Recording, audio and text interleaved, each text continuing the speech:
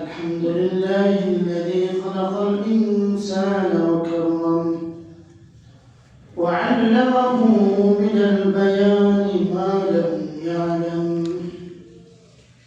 فسبحان الذي لا يحصى امتنانه باللسان ولا بالقلم.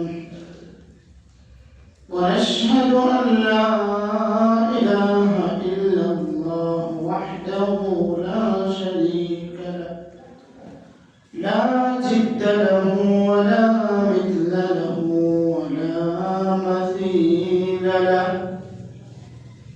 ونشهد أن سيدنا وسندنا وحبيبنا وحبيب ربنا وطبيب قلوبنا ومولانا محمدا عبده ورسوله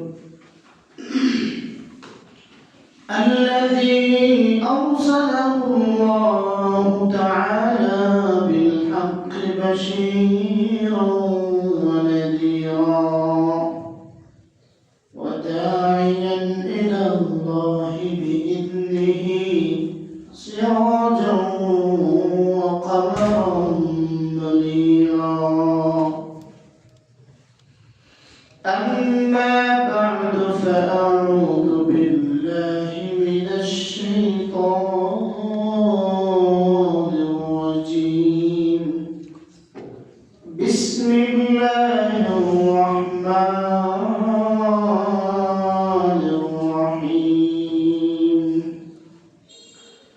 أينما تكونوا يدرككم الموت ولو كنتم في بروج مشيدة، وإن تصبهم حسنة يقولوا هذه من عند الله، وإن تصبهم سيئة يقولوا هذه من عندك. قل كل من عند الله، فما لهؤلاء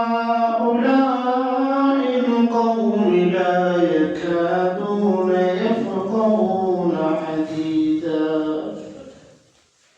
قال رسول الله صلى الله عليه وسلم: من كان آخر كلامه لا إله إلا الله فدخل الجنة، أو كما قال عليه الصلاة والسلام. وقال تعالى في شأن حبيبه مخبرا وأمرا: إن الله وملائكته يصلون على النبي يا أيها الذين آمنوا صلوا عليه وسلموا تسليما. اللهم صل على محمد وعلى آل محمد كما صليت على إبراهيم وعلى آل إبراهيم إنك حميد مجيد. اللهم بارك على محمد وعلى آل محمد كما باركت على إبراهيم وعلى آل إبراهيم إنك حميد مجيد. আলহামদুলিল্লাহ, সমস্ত প্রশংসা ওই মহান আল্লাহ তাআলার দরবারে। যে মহান আল্লাহ তাআলা আমাদেরকে আল্লাহ তাআলার বিধান পালনের জন্য জনমসজিদে বসে একটি কথা বলা এবং শোনার তৌফিক দান করেছেন, এজন্য আমরা সকলেই অন্তরস্থল থেকে শুকরিয়া আদায় করি। আলহামদুলিল্লাহ। আমরা গত জুমায় আলোচনা চলছিল মৃত্যু সম্পর্কে, যে মানুষ এই দুনিয়া থেকে আল্লাহ তাআলার নির্ধারিত টাইম যখন চলে আসবে তখনই চলে যেতে হবে। মানুষ নির্ধারণ করলেও কোনো লাভ হবে না। পৃথিবীতে এমন কোনো ইতিহাস নাই যে মানুষ নিজের চাহিদা মতোই মরতে পেরেছে, বরং প্রত্যেকটা প্রাণীর জন্য আল্লাহ তাআলা একটা মেয়াদ রেখে দিয়েছেন। যখন আপনার আল্লাহ মেয়াদ শেষ হয়ে যাবে তখন কারো কাছে বলার প্রয়োজন হবে না, সেই সুযোগ আল্লাহ দেবে না। মেয়াদ শেষ, আপনার আমার আপন ঠিকানা যেটা ক্ষণস্থায়ী দুনিয়া ছেড়ে স্থায়ী আখিরাতের দিকে পাড়ি জমাইতে হবে, সেদিকে যেতে হবে, এটাই বাস্তব। তো দুনিয়ার মানুষ আমরা যতই দুনিয়ার লোভ লালসার পিছনে, টাকা পয়সার পিছনে দৌড়াই,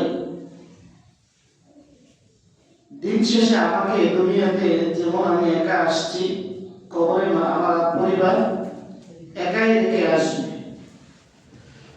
আমার ছেলে মেয়ে আত্মীয় স্বজন যারা আছে, পৃথিবীর ইতিহাসে আজও পর্যন্ত কেউ মারা গেলে তার কবরের সাথে আরেকজন পাহারাদার হিসাবে অথবা অন্য কোনো কারণে কবরে গেছে ছিল, ইতিহাস নাই। কান্নাকাটি আমি আর আপনি যাই করি, দিন শেষে আমরা তাকে একাই বিদায় দিই, এটাই বাস্তবতা। আমার আপনার সামনে হাজার হাজার মানুষ মারা যাচ্ছে, আমার পরিবারের একাধিক মানুষ মারা যাচ্ছে, অথচ আমার অন্তরে বিন্দু পরিমাণ মৃত্যুর ব্যাপারে ভয় নাই। দুনিয়াতে আমি এতটাই উদাসীন, কেমন যেন আমার মৃত্যু হবে না।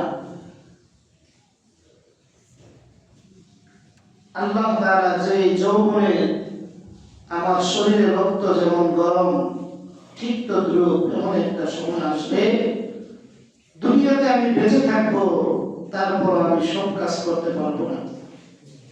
মুরব্বী যারা আছেন, হাত পা সব আমাদের মতো আছে, কিন্তু আমাদের মতো দৌড়াইতে পারে না, আমাদের মতো খাইতেও পারে না।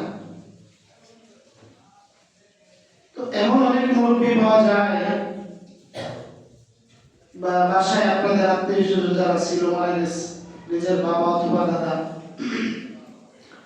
খানা খাওয়ানোর পরে জিজ্ঞাসা করা হয়, দাদা আপনি খাইছেন? মাথা দিয়ে বলে যে আমি খাইনি, অথচ খাইছে। নিজের আপন ছেলেকে ছিলেন না, মেয়েকে ছিলেন না, দুনিয়াতে থাকতে। আল্লাহ তাআলা সেটা কোরআনে একখানে বলেন, অমিনকুম মান ইউরাদ্দু ইলা আরযালিল উমুর। আল্লাহ তাআলা বলেন যে পৃথিবীর মধ্যে যত আকৃতি আছে, যত প্রাণী আছে, সব থেকে সুন্দর অতি উত্তম আকৃতিতে আমি মানুষকে বানিয়েছি। সুম্মা والتين والزيتون وطور سينين وهذا البلد الأمين لقد خلقنا الإنسان في أحسن تقويم। আল্লাহ তাআলা বলেন সব থেকে উত্তম পৃথিবীর ভিতরে আমি আর আপনি যা কিছু দেখি আর না দেখি, চন্দ্র সূর্য নক্ষত্র, এগুলোর চেয়েও আল্লাহ তাআলা মানুষকে সুন্দর করে বানিয়েছে। আল্লাহ তাআলা বলেন এত সুন্দর করে আমি বানাইছি যে পৃথিবী হাজার হাজার কোটি কোটি মানুষ অতিবাহিত হয়ে গেছে, কোটি কোটি মানুষ বর্তমানে আছে, ভবিষ্যতে কোটি কোটি মানুষ আসবে, কিন্তু একজনের চেহারা আরেকজনের সাথে মিলে না। হুজুর দেখতে অমুকের মতো মনে হয়, আসলে কি অমুক? অমুক না। গলার কণ্ঠস্বর একজনের আরেকজনের সাথে মিলে না। আল্লাহ তাআলা বলেন ফি আইয়ি সূরাতিন মা শাআ রাক্কাবাক আমি যে আকৃতিতে চেয়েছি ওই আকৃতিতে মানুষকে বানাইছি। আবার আল্লাহ তাআলা বলেন মানুষ যেন তার এই সৌন্দর্য নিয়ে গর্ব না করে, নিজেকে স্থায়ী মনে না করে, আল্লাহ তাআলা বলেন অমিনকুম মাইয়ুরাদ্দু ইলা আওজালিল উমর, তাকে আমি বার্ধক্যে এমন একটা বয়সে পৌঁছে দেব লিকাইলা ইয়ালামা বা'দা ইলমিন শাইআ, সে এখন কি করতেছে 1 মিনিট পরে বলতে পারে না। মুরব্বী মানুষ খানা খাওয়ার পরে বলে না আমি খাই নাই। এই যে আপনার বড় ছেলে ছিলেন, মাথা দিয়ে বলে না আমি চিনি না। আল্লাহ তাআলা বলেন তোমার জীবনের সূচনা হয়েছিল অন্যের হাতে, তুমি নিজে খেতে পারতা না, আমি তোমার মায়ের সাহায্যে, অন্যের সাহায্যের মাধ্যমে আমি তোমাকে খাবার খাওয়াইছি। নিজে তুমি গোসল করতে পারো নাই, আমি অন্যের মাধ্যমে গোসল করাইছি। আবার একটা সময় এমন আসে একাই 10 জনকে মেরে ফেললেও শক্তি কমতে পারি না, একা আমি ঘন্টাকে ঘন্টা, দিনকে দিন, রাতকে রাত কাজ করতে পারি। ওই মানুষটাই কিছুদিন পরে এমন হয় যে নিজের বিছানা থেকে একা একা উঠতে পারে না, নিজের বাসা থেকে মসজিদে আসতে পারে না, একজন সাহায্য চায়। আল্লাহ তাআলা বলেন এগুলো সব আমি করে দেই। অতএব এই ক্ষমতায় জীবন নিয়ে, জিন্দেগি নিয়ে আপনার আমার বাহাদুরি ক্ষমতা দেখা কোনো নাই। আপনাকে আমাকে আল্লাহ তাআলার পক্ষ থেকে নির্ধারিত সময়েই চলে যেতে হবে, থাকার কোনো সুযোগ নাই। অনেক সময় আমরা নিজের বাবার কথা, মায়ের কথা বলে কান্না করি, হুজুর একটা কথা আমাকে বলে গেল না, আমি পাশে বসে রইলাম বা আমি বাজার থেকে আসতে আসতে মারা গেছে। আমার মার জন্য কত কিছু করলাম, বাবার জন্য কত কিছু করলাম, ওই সময় পর্যন্ত আল্লাহ তাআলা আপনার মার জন্য, বাবার জন্য বিলম্ব করে নাই, তাই সে থাকতে পারে নাই। এবং আমাদের ভিতরে কিছু কুসংস্কার কাজ করে। পরিবারের দায়িত্বে যে থাকে, কেউ যদি অসুস্থ হয়, হসপিটালে নিতে যদি একটু দেরি হয়, গাড়ির কারণে, টাকা পয়সার কারণে যদি মারা যায় রোগীটা, পরিবারের অন্য সদস্যরা বলে হুজুর এই ব্যক্তি তার বাবার ব্যাপারে কোনো যত্ন নেয় নাই, সন্তানের ব্যাপারে অমনোযোগী ছিল, ফলে কি হয়েছে 1-1.5 ঘন্টা আগে, 2 ঘন্টা আগে অ্যাম্বুলেন্স আনতে পারতো, হসপিটাল নিতে পারতো, হয়তো বাঁচাইতে পারতো। এটা হলো মনের একটা আবেগ বা মানুষ কল্পনা করে। বাস্তবতা কি বলেন? 1 ঘন্টা কেন, 2 দিন আগেও যদি বাড়ির সামনে অ্যাম্বুলেন্স থাকতো, ওই ছেলের অথবা আপনার বাবার মৃত্যু যখন আসা তখনই আসতো না দেরিতে আসতো? তখনই আসে। এটা মনের আবেগ। রাস্তায় জ্যামের কারণে আটকে ছিলাম, 2 ঘন্টা হসপিটাল নিতে পারলে, অক্সিজেন দিতে পারলে বাচ্চাকে বাঁচাইতে পারতাম। এটা আমাদের মনের আবেগ, কিন্তু বাস্তবতা 2 ঘন্টা কেন, 2 দিন আগেও যদি আমি হসপিটালের বেডে আমার বাচ্চাকে শোয়া রাখতাম, আল্লাহ মৃত্যু যখন লেখা রাখছে তখনই। আমি গত জমায় বলেছিলাম আল্লাহ তাআলা বলেন আইনামা তাকুনু ইউদরিকুমুল মাউত, মানুষ যদি একটা খাঁচার মধ্যে আবদ্ধ থাকে, যে খাঁচার মধ্যে পিপিলিকা পর্যন্ত পৌঁছাইতে পারে না, আল্লাহ বলে সেখানেও কিন্তু মানুষকে স্পর্শ করে। অতএব দুনিয়ার বাহাদুরি, এই দুনিয়ার ক্ষমতা আমাকে কবরের উপর পর্যন্ত সুন্দর রাখবে, কবর পর্যন্ত সুন্দর কবরে রাখবে না। কবরের প্রস্তুতি আমাকে দুনিয়া থেকে নিতে হবে। আল্লাহ তাআলা কোরআনের বিভিন্ন জায়গায় আমাকে আপনাকে বিভিন্নভাবে সতর্ক করছেন এবং করতেছেন, কিন্তু আমরা এতটাই গাফিল বান্দা, আল্লাহ যতই সতর্ক করুক আমি সতর্ক হব না। আল্লাহ তাআলা কোরআনের এক জায়গায় বলেন আলাম ইয়াহদি লিল্লাযীনা আমানু আন তাখশা কুলুবুহুম লিযিকরিল্লাহ, আলাম ইয়াহদি লিল্লাযীনা আমানু, যারা ঈমানদার তাদের কি এখন এই সময় আসে নাই আন তাখশা কুলুবুহুম লিযিকরিল্লাহ, আমি আল্লাহ তাআলা তাআলার স্মরণে তার অন্তরটা একটু নরম হবে। আমি আল্লাহ তাআলার নাম যখন উচ্চারণ হবে, মৃত্যুর কথা যখন কোরআনের কথা বয়ান হয়, তার অন্তরটা একটু নরম হয় না? আল্লাহ তাআলা বলেন, আলাম ইয়া'নি লিল্লাযীনা আমানু আন তাখশা কুলুবুহুম লিযিকরিল্লাহ। মুমিন তো সে যখন আল্লাহ তাআলার নাম উচ্চারণ হবে, কিয়ামতের ময়দানে আলোচনা হবে, মৃত্যুর কথা হবে, অটোমেটিক অন্তরের মধ্যে ভয় ঢুকে যাওয়ার কথা। কিন্তু আমাদের অবস্থা এমন যে আমার চোখের সামনে আমার বাবা মারা যাইতেছে, আমার কোনো কিছু হয় না, আমার অনুভূতি আসে না। আল্লাহ তাআলা বলেন, জাহান্নামের আগুন এতটা মারাত্মক, ওয়া ইন্না মিনাল হিজারতি লামা ইয়াতাফাজ্জারু মিনহুল আনহার। দুনিয়াতে যে পাথর আছে, কিন্তু কিছু পাথর আল্লাহ তাআলার ভয়ে, জাহান্নামের ভয়ে তারা কি করে, তারা উপর থেকে নিচে পড়ে যায়। ওয়া ইন্না মিনাল হিজারতি লামা ইয়াতাফাজ্জারু মিনহুল আনহার ওয়া ইন্না মিনহা লামা ইয়াশাক্কাকু ফায়াখরুজু মিনহুল মা।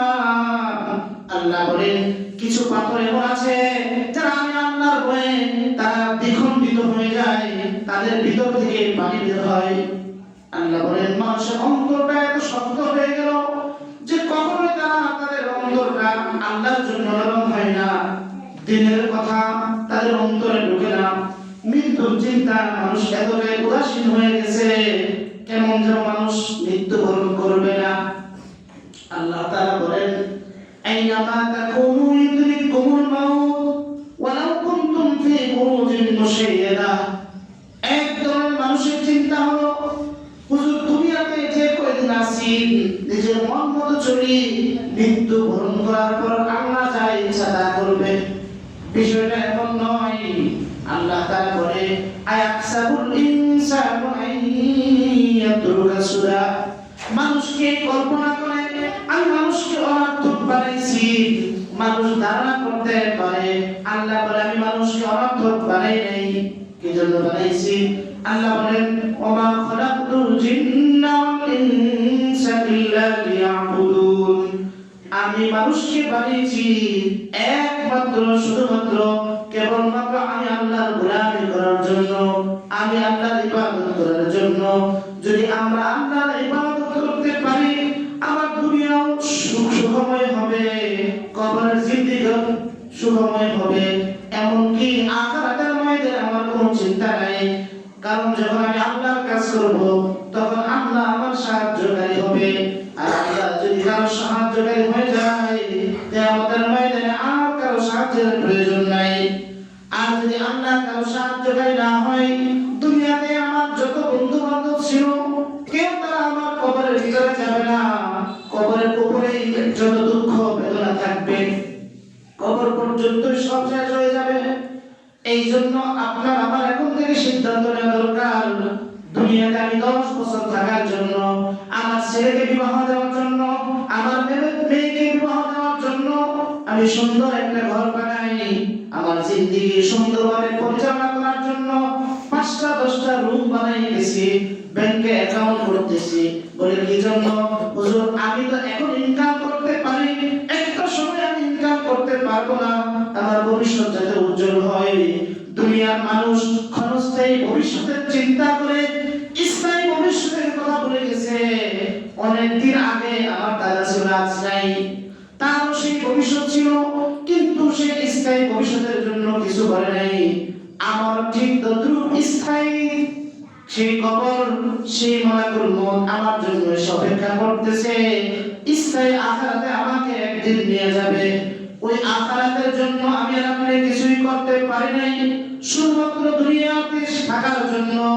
একটা বাড়ি থাকার পর আরেকটা বাড়ি করেছি, একটা গাড়ি থাকার পর আরেকটা গাড়ি। আখিরাতের কোনো চিন্তা আমার মাথায় নাই। কেউ মারা গেলে আমার মাথা ব্যথা হয় না।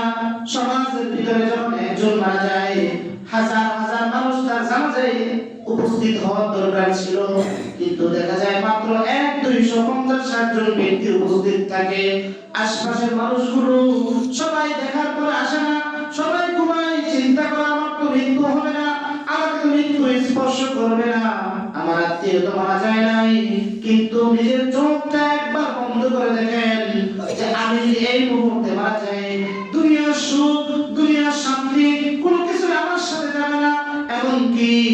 আমি কষ্টের টাকা দিয়ে যে ঘর বানাইলাম, মৃত্যু বরণ করার সাথে সাথে ছেলে বলে বাবার লাশটা বাইরে নিয়ে যাও।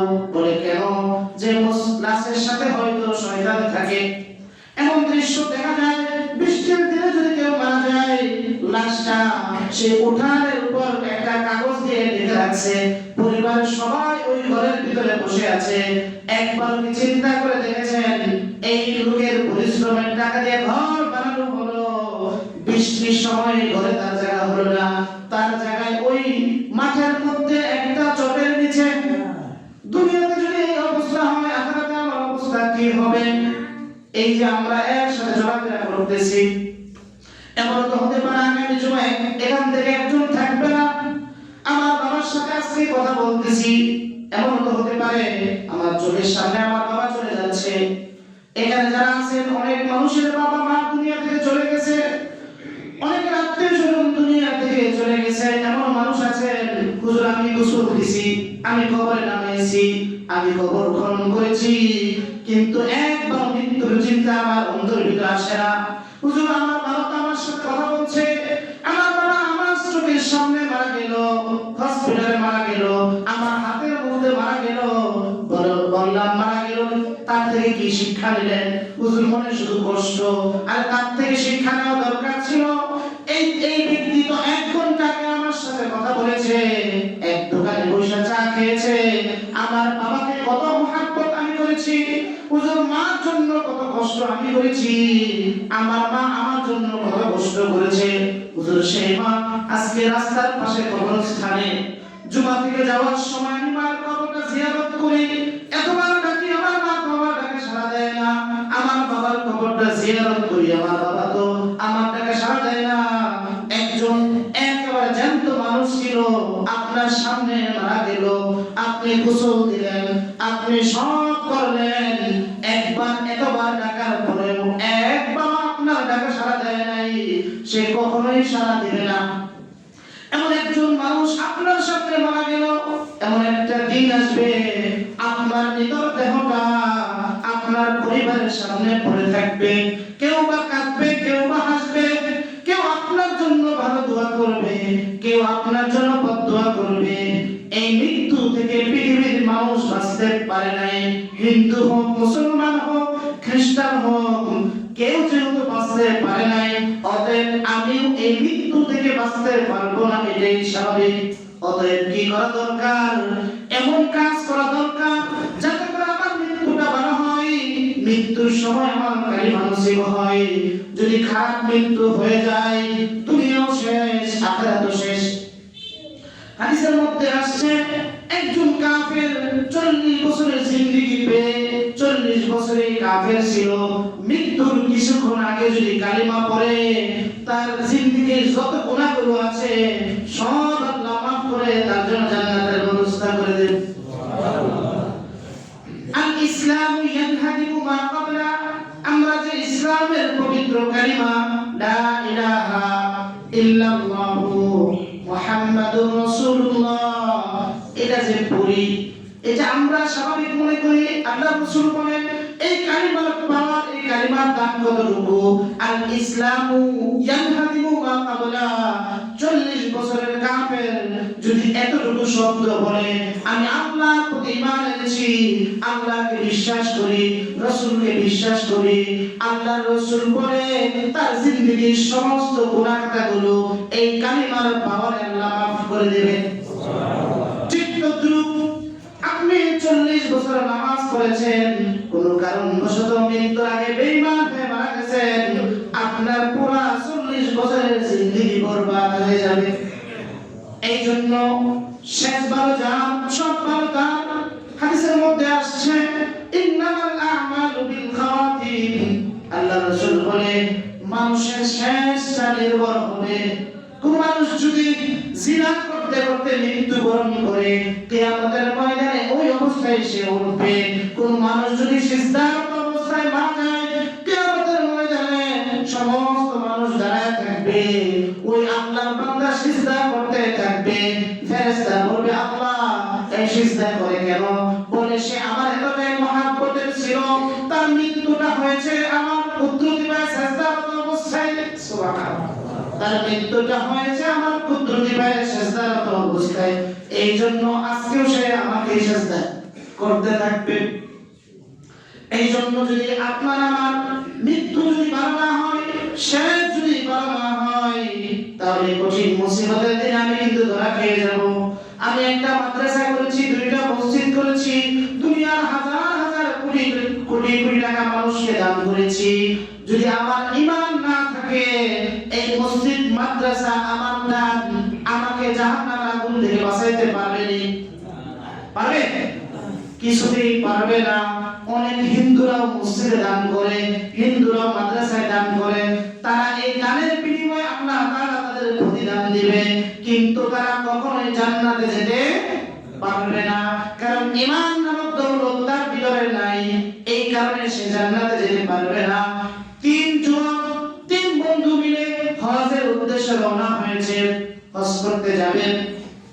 হজ করতে যখন যাচ্ছে, রাস্তার ভিতরে হঠাৎ একজন বেপরদা মহিলা, রাস্তায় অনেক সুন্দরী মহিলার সাথে একজনের চোখে চোখ পড়ে গেল। সে যখন তার দিকে তাকাইলো, সে তখন হজের কথা ভুলে গেছে, শয়তানে তাকে ধোঁকা দিচ্ছে। তখন একটা পর্যায়ে ওই বন্ধু বাকি দুইজনকে বলতেছে, তোমরা হজে চলে যাও, এই বছর আমি হজে যাব না। বলে কেন? বলে না, আমি যাব না, আগামীতে যাব। সে ওই মেয়েটার প্রেমে পড়ে গেছে। সে ভালো কাজের জন্য বাসা থেকে বের হয়েছিল, হজে যাবে, শুধুমাত্র শয়তানের ধোঁকায় সে হজে যায় নাই। সে ওই মেয়ের বাড়িতে গেছে, মেয়ের বাবার সাথে কথা বলেছে, আমি আপনার মেয়েকে বিবাহ করতে চাই। মেয়ের বাবা বলে, তুমি হলো মুসলমান, আমি তো খ্রিস্টান, কোন মুসলমান খ্রিস্টান মেয়েকে বিবাহ করতে পারে না, কারণ খ্রিস্টানরা আল্লাহকে মানে ঠিক, কিন্তু আল্লাহর সাথে শরীক করে। বলে না, আমি বিবাহ করতে চাই, তবে বিবাহ করার জন্য শর্ত হলো আমি খ্রিস্টান হতে হবে। ওই যুবকটা বলে, আমি বিবাহ করার জন্য যা করার সব আমি করতে পারবো, তারপর আপনার মেয়েকে বিবাহ করতে চাই। বলে তুমি খ্রিস্টান হতে হবে। বলে আমি খ্রিস্টান হয়ে গেলাম। নাউজুবিল্লাহ। কি হয়ে গেলাম? বলে আমি খ্রিস্টান হয়ে গেলাম। খ্রিস্টান হয়ে যাওয়ার পরে আরো কিছু শর্ত দিল, সে মেনে মেয়েকে বিবাহ করলো। মেয়েকে বিবাহ করার পরে দীর্ঘদিন পরে তার ঘর থেকে দুইটা সন্তান হয়। আর ওই দুই বন্ধু হজ উমরা করে চলে আসছে। হঠাৎ করে দুই বন্ধু চিন্তা করলো, আমার যে বন্ধু হজে যায় নাই, রাস্তা থেকে ফিরে আসছে, কি সমস্যার কারণে যায় না, আমি একটু দেখি। যখন ওই দুই বন্ধু এসে তার বাড়িতে যায়, তার বাড়িতে গিয়ে দেখে ওই বন্ধু আর নাই। বলে কোথায়? বলে দুনিয়া থেকে চলে গেছে। বলে তার কবরটা কোথায়? বলে ওই যে রাস্তার পাশে তার কবর, কবরের পাশে তার স্ত্রী কান্না করতেছে। ওই দুই বন্ধু যখন কবরের পাশে গেছে, বলে আপনারা কারা কোথা থেকে আসছেন? দুই বন্ধু মহিলাকে প্রশ্ন করলো, আপনার স্বামী কবে মারা গেছে আর আপনি কাঁদতেছেন কেন? এই মহিলার কাঁদা দেখে এই দুই বন্ধু কাঁদা শুরু করে দিলেন। মহিলা প্রশ্ন করলো, আমি আমার স্বামীর বেদনায় কাঁদতেছি, কিন্তু আপনারা কি কারণে কাঁদেন? বলে বোন, আপনি ঘটনা যেহেতু জানেন না, এই লোক আমাদের সাথে হজের যাত্রী ছিল, হজে যাওয়ার কথা, রাস্তার মধ্যে আপনার মতো এক মহিলার সাথে দেখা হয়ে যায়, সে সেখান থেকে ফিরে আসে, হজে যায় নাই। এখন আমরা তার খবর নেওয়ার জন্য আসলাম। ওই মহিলা আরো হাউমাউ করে কাঁদতেছে, বলে আমি তো সেই মহিলা। বলেন সে ইসলাম নামক শান্তির ধর্ম ছেড়ে স্থায়ী জাহান্নামের রাস্তা বেছে নিল, আস্থার কবরে জাহান্নামের আগুন জ্বলতেছে। এভাবে বলার পরে মহিলা বুঝতে পারলো আসলে খ্রিস্টান ধর্ম ভালো না। মহিলার সাথে সাথে বললো, আপনারা আমাকে কালিমা পড়ান। মহিলা কালিমা পড়ে মুসলমান হয়ে গেল। দেখেন আল্লাহ যার ভাগ্যে লিখে রাখছে যা তাই হবে। যুবকটা ছিল মুসলমান, মারা গেল খ্রিস্টান হয়ে। মহিলাটা ছিল খ্রিস্টান, কিন্তু পরবর্তীতে মুসলমান হয়ে গেল। শেষ ভালো যার, সব ভালো তার। আমরা যত ইবাদত করি না কেন, যদি বেঈমান হয়ে মারা যায়, দুনিয়াতেও শান্তি নাই, আখিরাতেও শান্তি নাই। একদিন আমাকে আপনাকে এই ক্ষণস্থায়ী জিন্দেগি থেকে বিদায় নিতেই হবে, জীবনের ইতি টানতে হবে, এটাই স্বাভাবিক। হয়তো আমি কারো কাছে বলে যেতে পারবো অথবা বলে যেতে পারবো না। মানুষ যখন মুমূর্ষ অবস্থা হয়, মানুষের মুমূর্ষ অবস্থায় কি করা দরকার? হাদিসের মধ্যে আসছে আল্লাহ রাসূল বলেন লাকিনু মাউতাকুম, কারো কাছে যখন মুমূর্ষ অবস্থায় তোমরা যখন বসবে তখন তাকে কালিমা তালকিন করবে, তার কানে কানে জোরে জোরে কালিমা পড়বে, যাতে করে তোমাদের কালিমার আওয়াজ শুনে সে কালিমা পড়ে দুনিয়া থেকে বিদায় নিতে পারে। হাদিসের মধ্যে আল্লাহ রাসূল বলেন ইজা হাযারতুমুল মাইয়িতা, যখন মালাকুল মউত তোমাদের কাছে উপস্থিত হয় ফাকুলু খায়রা। হাদিসের মধ্যে আসছে আমরা এই বিষয়গুলো আমাদের খুব মনে রাখা দরকার। আপনার বাবা আপনার ছেলে মেয়ে আপনি বুঝতেছেন হুজুর আর বাঁচবে না, কিন্তু এই সময় কি করা দরকার? আমরা ওখানে বসে বোনের সাথে ঝগড়া করি, ভাইয়ের সাথে ঝগড়া করি, মারামারি পর্যন্ত হয়, কিন্তু আল্লাহ রাসূল কি বলে ইদা হাযারতুমুল মাইতা, মালাকুল মউত যখন চলে আসতেছে অবস্থা হয় তখন ফাকুলু খায়রা, তোমরা তার সামনে খারাপ কথা বলবা না, ভালো কথা বলবা। কেন? ফাইন্নাল মালাইকাতা ইউআমিনুনা আলা মা তাকুলুন, ওই সময় যে আলোচনাগুলো হয় ফেরেশতারা প্রত্যেকটা আলোচনার শেষে আমিন বলে। কি বলে? আমিন বলে। খারাপ কাজের কথা বলতেছেন ফেরেশতারা আমিন বলতেছে। এইজন্য আপনার বাবা আত্মীয় স্বজন যারা মারা গেছে তো গেছি, যাদের অবস্থা যারা মারা যাবে সামনে, আমি পরিবারের দায়িত্বশীল হিসেবে উচিত হলো আমার পরিবারে যারা কোরআন পড়তে পারে, দোয়া কালাম পারে, তাদেরকে পাশে বসায় রেখে আমরা আমাদের পারিবারিক অন্য আলোচনা দূরে গিয়ে করব। অন্য আলোচনা দূরে গিয়ে করব, কারণ ফেরেশতারা প্রত্যেকটা কথার পরে আমিন বলতেছে। ফেরেশতারা প্রত্যেকটা কথার পরে আমিন বলতেছে। হাদিসের শেষে আল্লাহ রাসূল ফালাম্মা মাতা আবু সালামা কুলতু ইয়া রাসূলুল্লাহ, যখন আবু সালামা মারা গেল তখন সাহাবায়ে কেরাম বললেন হে আল্লাহর রাসূল আমরা কি বলবো এখন? এই লোকটা মারা গেছে, আমরা কি বলতে পারি? আল্লাহ রাসূল বলেন কুলি, তোমরা বলো আল্লাহুম্মা গফির লাহু, আল্লাহ এই লোকটাকে আপনি ক্ষমা করে দেন, আপনি তাকে ক্ষমা করে দেন। কিন্তু আমরা এতটাই কি বলবো যে একটা মানুষ খারাপ ছিল, সে মারা গেছে, এরপর আমরা তাকে ক্ষমা করতে রাজি না, তার জন্য দোয়া করি না, জানা যায় না, করে শুয়ে থাকি। আল্লাহ তাআলা কত দয়াশীল, আপনি তাকে যদি আল্লাহর জন্য ক্ষমা করে দেন, কোনো সমস্যা আছে? সমস্যা নেই। এই জন্য মুমূর্ষ অবস্থায় কি করব? তার সাথে ভালো কথা বলবো। আরেক হাদিসের মধ্যে আল্লাহ রাসূল বলেন قال রাসূলুল্লাহ সাল্লাল্লাহু আলাইহি ওয়াসাল্লাম, যে মানুষ যখন মারা যায় তখন তার কিছু আলামত আছে, তার চোখগুলো উপরে উঠে যেতে থাকে, কপাল কাঁপতে থাকে। যখন তোমরা চোখগুলো বন্ধ করে দিবে এবং তার কাছে সবাই মনে মনে বা জোরে জোরে তাকে বলবে না, জোরে জোরে লা ইলাহা ইল্লাল্লাহ, জোরে জোরে কালিমা তালকিন করবে, তাকে বলতে বাধ্য করবে না। যদি তার কপালে ঈমান থেকে থাকে, এই কালিমার আওয়াজ শুনে সে কি হয়ে যাবে? সে কালিমা পড়ে দুনিয়া থেকে বিদায় নেবে। কিন্তু আমরা এগুলো না করে কান্নাকাটি করি। হঠাৎ যদি শুনি হুজুর অমুক দুনিয়া থেকে চলে গেছে, আমাদের অবস্থাটা কি হয়? আমরা কান্নাকাটি করি। আসলে কি ইসলামে কান্নাকাটি করা যাবে কিনা? হাদিসের মধ্যে আসছে যখন আল্লাহ রাসূল একজন সাহাবী আবু সালামা যখন মারা গেল, আল্লাহ রাসূল সেখানে উপস্থিত, তার পরিবার আত্মীয়স্বজন কান্নার জন্য প্রস্তুতি নিচ্ছেন, কিভাবে কাঁদবে। আরেকজন মহিলা এসে বলতেছে আমিও কাঁদবো। আগে জামানায় এই ধরনের ঘটনা ঘটতো, কান্নার জন্য লোক ভাড়া করে আনা হতো। যখন কান্নার জন্য সবাই প্রস্তুত হয়েছে, আল্লাহ রাসূল বলে কি করো? একটু আগে দুইজন শয়তানকে এখান থেকে তারা আল্লাহ তাআলা তাড়ায় দিয়েছেন, দুইজন কান্না করতে চাইছিল, তোমরা কি ওই শয়তানকে আবার ঘরে ঢুকাইতে যাচ্ছ নাকি? এই জন্য ওই সময় কারা যাবে না।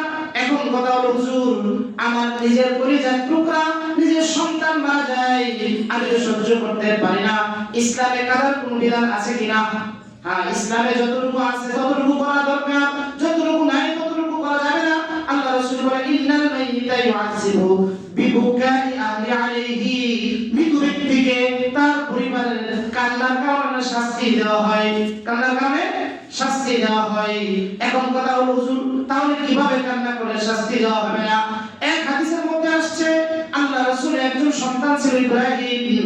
ইব্রাহিমের যখন ইন্তেকাল হয়ে যায়, ইন্তেকাল হয়ে যাওয়ার পরে আল্লাহ রাসূলের চোখ দিয়ে পানি আসতেছে। সাহাবায়ে কেরাম বললেন, ওয়া আনতা ইয়া রাসূলুল্লাহ তাবকি, আপনি রাসূল হয়ে কাঁদেন? আল্লাহ রাসূল উত্তর বললেন, ইন্নাল আইনা তাদমাউ ওয়াল কলবা ইয়াহজুনু, অন্তরে কাজ হলো কোন আপনজনকে হারালে অন্তর ব্যথিত হবে, আর চোখের কাজ হলো অশ্রু প্রবাহিত করবে। এটাই স্বাভাবিক, এটাই স্বাভাবিক। আপনার বাবা মারা গেলে চোখ দিয়ে পানি আসবে, অন্তর থেকে ব্যথা বেদনা আসবে, এটাই স্বাভাবিক। কিন্তু আওয়াজ আসবে না। কি আসবে না? আওয়াজ আসবে না। আল্লাহ রাসূল সাল্লাল্লাহু আলাইহি ওয়াসাল্লাম আরেক হাদিসের ভিতরে বলেন যে ফালাম্মা আনকামু বুকা নবী সাল্লাল্লাহু আলাইহি ওয়াসাল্লাম, আল্লাহ রাসূলের কান্নার আওয়াজ কেউ শুনে নাই, শুধু চোখ দিয়ে পানি দেখছে। যখন পানি দেখছে, সাহাবায়ে কেরাম বলেন, রাসূলও কাঁদতে পারে। আল্লাহ রাসূল বলেন, আলা তাসমাউনা, তোমরা কি শোনো না? ইন্নাল্লাহা লা ইউআযযিবু বিদামইল আইন, আল্লাহ এই চোখের পানির কারণে শাস্তি দিবে না, বরং চোখের পানিটা হলো রহমত। চোখের পানিটা কি? রহমত। কিন্তু আওয়াজ করা যাবে না, জামা ছিঁড়া যাবে না, হট্টগোল করা যাবে না, এই কারণে শাস্তি দেওয়া হয়। এক হাদিসের মধ্যে আসছে, আল্লাহর রাসূল বলে, এই উম্মতের মধ্যে জাহিলি যুগের চারটা রীতিনীতি থাকবে। এর ভিতরে একটা হলো মানুষ বংশ নিয়ে গৌরব করা, মানুষ বংশের ব্যাপারে খোঁটা দেয়। আরেকটা হলো মানুষ কেউ মারা গেলে বিলাপ করে, আওয়াজ করে কান্নাকাটি করা। এটা জাহিলি যুগের প্রথা, এটা আমরা করতে পারি না। আপনার চোখ দিয়ে পানি আসতে পারে, কোনো সমস্যা নাই, অন্তর ব্যথিত হতে পারে, কোনো সমস্যা নাই। এতই যখন কাঁদতে চান, নামাজ পড়ে আল্লাহর কাছে দুই হাত উঠায়া বাবার জন্য কাঁদেন। কিন্তু আমরা এতটাই গাফিল, মুনাজাতটা করতে রাজি না। কোনদিন যদি ইমাম সাহেব এক মিনিট যদি মুনাজাত লম্বা হয়ে যায়, ইমাম সাহেবের চাকরি থাকে না, এতই বাবার জন্য মনটা কাঁদে। পাঁচ ওয়াক্ত ফরজ নামাজের পরে একবার, প্রতিদিন পাঁচ ওয়াক্ত ফরজ নামাজের পরে দুই হাত উঠাইয়া একবার বাবার জন্য দোয়া করেন, রব্বিরহামহুমা কামা রাব্বায়ানি সগীরা।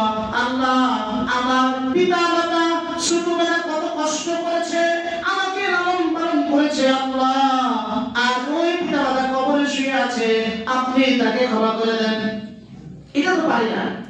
এই জন্য যে কোনো মুহূর্তে আমার চলে যেতে হবে, মৃত্যুর জন্য প্রস্তুত আমি নেই বা না নেই, কবর আমার জন্য অপেক্ষা করতেছে, মালাকুল মউত আসবে। আল্লাহ তাআলা যেন আমাদের মৃত্যুর সময় ঈমানি মৃত্যু দান করে, সবাই বলেন আমিন। এবং আমার পরিবারে যারা মারা গেছে, আল্লাহ যেন তাদেরকে জান্নাতবাসী করে, সবাই বলেন আমিন। যারা সুন্নাত পড়ে নাই, যারা